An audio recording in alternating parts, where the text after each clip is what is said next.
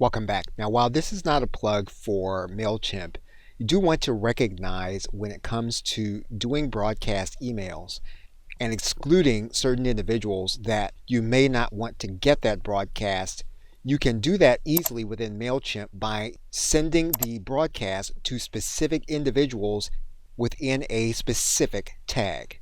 And some other responders, you may not be able to specify specific tags when you are specifying recipients. What you'll notice within autoresponders like Getresponse is that you can send within specific segments of a specific list.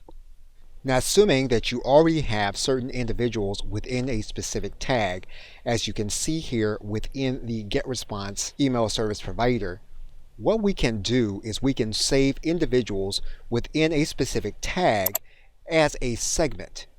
And so in this case, we're going to take the individuals within this tag, we're going to save it as a segment. We are then going to click Save. Now when we get ready to send the email, within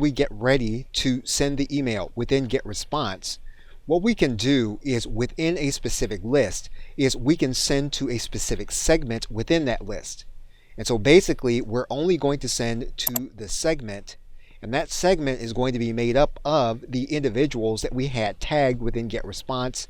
We are then going to add to this selection within Getresponse. And so basically, every time this tag gets updated, the selected recipients in terms of its makeup are going to change. And that means then that we can always send a broadcast email to individuals within this segment, knowing that the tag will always be updated. We are going to look at this process again within Aweber in the next video.